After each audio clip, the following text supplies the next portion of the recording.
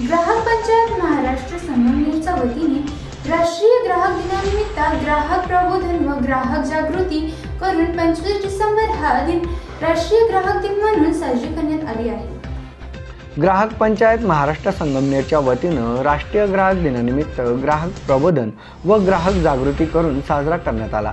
यावेळी अध्यक्ष ज्ञानेश्वर रासे, सचिव कारभारी देववारे सर, प्राध्यापक सुभाष गोडगे, प्रदीप कांबळे यांनी विविध विषयांवर ग्राहकांचे प्रबोधन केले।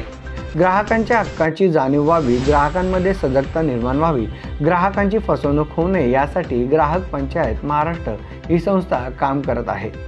ग्राहक पंचायत दिनानिमित्त प्रबोधनाच्या माध्यमातून ग्राहक सप्ताह साजरा करण्यात येणार असून बाल ग्राहक, स्त्री शिक्षण, अनुसूचित, व्यापार प्रथा, पर्यावरण रक्षण, ऑनलाईन ग्राहक सेवा आदींबाबत जागृतीचे व प्रबोधनाचे कार्यक्रम सप्ताहभर साजरे करण्यात येणार आहे।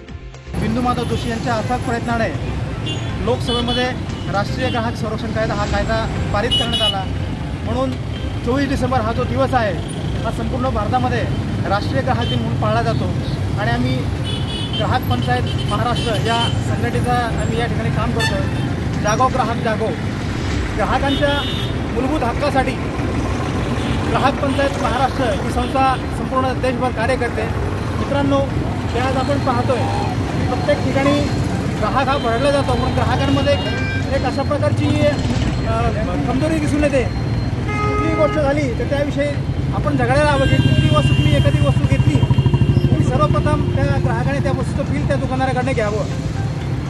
बऱ्याच वेळेला असं होतं की छापील किंमत वेगळी असते, दुकानदार ती वस्तू देताना ग्राहकाला वेगळ्या किमतीमध्ये देतो आणि त्या किमतीच्या पश्चात जी काही सेवा वगैरे असती ती सेवा कुठल्या प्रकारे दिली जात नाही।